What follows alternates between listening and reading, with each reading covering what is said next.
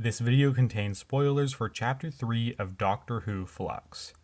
Once Upon Time sees the Doctor and company get thrown across time in her efforts to protect Yaz and Vinder, giving us an episode that takes place across a number of different locations and time periods. To me, this is one of those episodes that whether you love it or hate it, I can kind of understand. And that's because of the unusual way this one is structured and just how many different scenes and moments are packed within here. Personally, I had a pretty good time with it, and I found it to be quite a bit of fun to watch play out. I have some fairly minor criticisms, but what works for me in this episode is the interest in these different moments that we see our leads thrown into. Some of them are very interesting, others not so much. Seeing the Doctor get to explore a part of her past that she has no memory of was probably the highlight for me, as that proved to be very interesting. We have so little information about this time period, as does she, so just seeing it briefly explored in this way is rather compelling. It's this brief moment into the fugitive Doctor's life that we get a glimpse into, and that dynamic of our lead character and us not knowing much of anything about the context surrounding this moment definitely helps to elevate the material. It is a mystery to us, and we don't get a lot of answers within here, but the exploration of it proves to be very intriguing, and it was nice to get a little glimpse of Jo Martin as the Doctor once again, and I can't wait to see what else we get from her later in the show.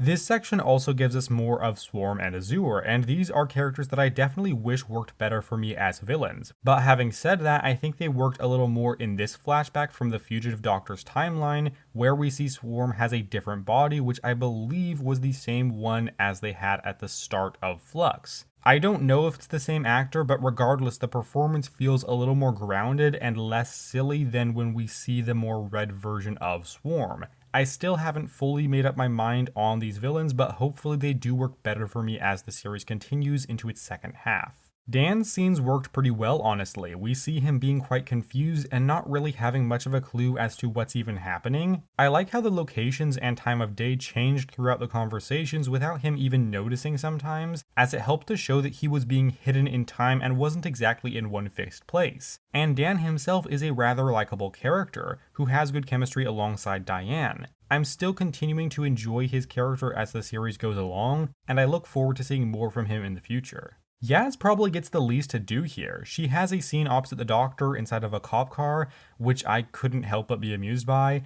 I mean, seeing 13 dressed as a pig inside of a Doctor Who episode is just hilarious to me. I don't know what else to add, it's just an amusing visual, really. She also has a scene with her sister, which was okay. It's nice to get a little glimpse of her home life again, even though the Weeping Angel inside of the video game didn't work for me. I mean, comparing that to what we've seen before with the Weeping Angels, it just doesn't really hold a candle to any of that stuff, but it's a tiny moment, and their real episode is next week, so I don't feel the need to dive into why their usage in here didn't land for me all that well. The look into Vinder's life was pretty good as well. It may have been just a couple minutes longer than I would have preferred within this episode, but I certainly enjoyed it, and I'm glad we are getting a better sense of who this character is. I enjoy him within here, and I do think he adds something to the show. Having said that, I'm also glad that our other characters seem to be getting the focus next week. I don't want this series to be a 4-person TARDIS team, and I think it'll be good to have a focus on just the 3 main companions for at least one episode. I think we get 4 scenes of Belle throughout this episode. We open with her and we almost close with her too. On the whole, I definitely enjoyed her presence, especially on my second viewing. I also enjoyed the look of her costume. It totally fits her and gives you an appropriate understanding of her as a character. So yeah, I liked her. And I appreciated the reveal about her and Vinder. It's the kind of thing I should have been able to call because they hadn't given us a reason for her character being there yet, but I actually didn't expect at all. I thought they pulled that off rather nicely. And I do want to talk a little bit more about the structure of this thing. There is so much going on within Once Upon Time that it would be easy for the episode to lose sight of what's important and focus too much on things that aren't all that meaningful to the audience. Fortunately, they're largely able to avoid that. I mean, the scenes with Belle did a little bit take me out of the main narrative of the episode, but I also found those scenes to be somewhat engaging and believe they added something to the episode. There was nothing in here that was completely without purpose, except maybe that scene of the man from the 19th century, but having said that, there were parts I was more engaged by, and those that I was less engaged by. It was actually rather similar to War of the Sontarans because the main story with the Doctor was my favorite part of this thing, but the surrounding stuff with companions I didn't get quite as much from, even though I enjoyed it. What I'm trying to get at is that there is so much stuff packed within this episode that it would be easy for it to feel like an utterly incoherent mess. Instead, there is enough narrative throughline to actually work and be genuinely engaging. It's fairly easy to follow our characters even if everything that's going on around them is in a constant state of, well, flux. It might seem quite complicated because there's just a lot going on, but Chibnall has done a good job of making this thing easy to follow and not feel like an utter mess. That's not to say there would be no value in this story if it didn't make itself easy to understand, but in terms of what is being presented, it worked for me. One thing I also quite liked was seeing just how much this stressful situation is pushing 13. She's been dealing with the information from the Timeless Children for a while now, and this is her first time since then that she's actually had a chance to get more information about what the hell is going on. She wasn't able to get anything out of Carvanista, who we learned 2 episodes ago was a member of Division, but now she actually gets to see this part of her life playing out. And as an audience member, I was left with the same feeling as her character was when she was forced out. She wants to know more, she has to know more about her past, but as it stands, she really doesn't know what's going on. And this difficult situation does lead to her snapping at her friends. We'll find out who's behind the flux and what it's got to do with me. Why would it have anything to do with you? Does everything have to be a discussion? Go on.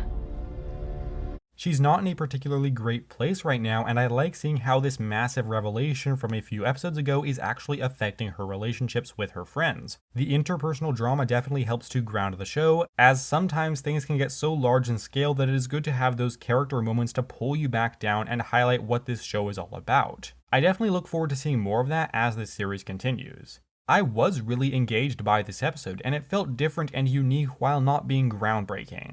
It works well enough to never be terribly boring, but also doesn't feel like the kind of episode I'm going to revisit all that often. I felt pretty much the same way about this thing both times I watched it. There was a lot to like in this episode, there was a lot going on, but it somehow manages to pull it off in an entertaining and engaging way. I liked it about as much as the previous week's episode, and if the series continues at this quality, then I expect to enjoy it a fair amount.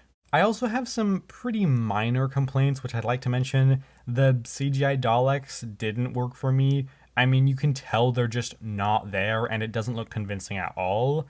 The font that this episode opens with doesn't quite work either. I get that picking a font to put text in is really difficult because it should feel like it fits, but for me this doesn't quite do it. Plus, telling the audience that this is Belle's story isn't particularly necessary. I mean, we're following around this character, so I don't know why we need to be told it's her story. There are some moments in the episode that look a little silly, but to be honest, I'm okay with that in Doctor Who. It looks a little silly, but the show has always looked like that, hasn't it? And these are really minor things. The more important stuff is, the villains not working as well as they should for me, and stuff like that, but there actually isn't that much about this episode that I had a genuine issue with. Sure, it could have been stronger, but what we got was very entertaining and I enjoyed it. So, I make these tiny criticisms here just because it's something I wanted to mention, but know that me complaining about the CGI Daleks is really a small thing and doesn't significantly affect my opinion of the episode. Overall, I found this one to be rather entertaining and a solid continuation of the overarching Flux storyline. There's a fairly good balance of scenes with different characters that manage to not let the episode drag too much, even if I was more engaged by some parts of the chapter and less by others. It's definitely an entertaining piece, and even if it doesn't do much to stand out on its own, it does serve its purpose rather nicely as an enjoyable and intriguing episode of television. I certainly had a good time with this one, and I'm going to give Once Upon Time a rating of 7.75 out of 10. And that does it for this review. Be sure to leave your thoughts on this one down below if you feel like doing so. I will be back soon with a review of Village of the Angels as well as the rest of Flux, a classic Who's Season 13 serial ranking, and even more later down the line. So I hope to see you around for some of that, and if not, that is absolutely fine, so long as you know that I appreciate your time here today. And with that said, thank you very much for watching, take care, and have a lovely week.